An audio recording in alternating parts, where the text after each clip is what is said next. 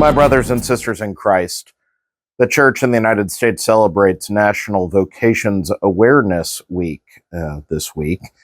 And this gospel that we hear today is very appropriate for it in casting light on where our true calling lies. I know I experienced for myself, and many others did, a confusion when I was discerning my vocation to become a priest. I often felt this tension between my desire to be a husband and father towards a calling to be a priest, as if these two were two opposites or mutually exclusive.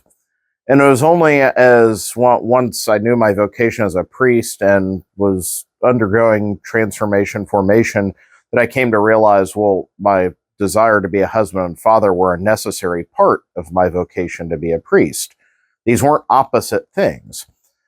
And so what today's gospel is ultimately about is it speaks against our tendency in life. There are many things that we have and love and enjoy, as it should be.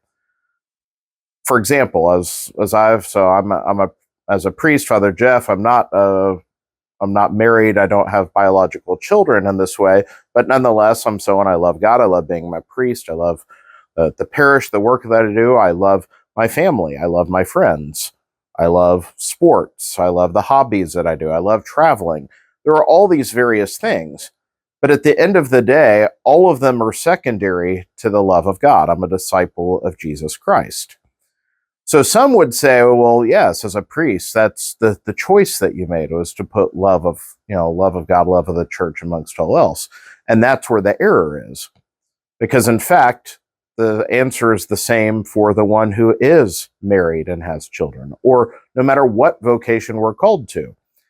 Jesus in the gospel today, when he speaks of, you cannot be my disciple unless you hate your mother, your brother, so on and so forth, unless you take up your cross, unless you renounce your possessions. It's important that we realize this call of Jesus that we need to hate someone is jarring to us because it's a problem in translation.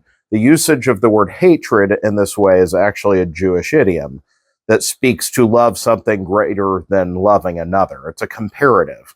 So to say to love, you can't follow me unless you hate someone else, that means you have to love me more than that person.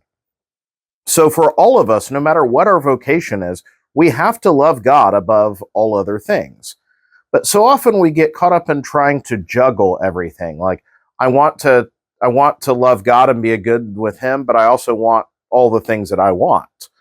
And a lot of the time we can have all of this. God desires for us to enjoy these many blessings, but everything else is secondary to the love of God and following him. And if it's not, then not only can we not be his disciple, but we won't know lasting joy or peace. It's only in him that we find fulfillment.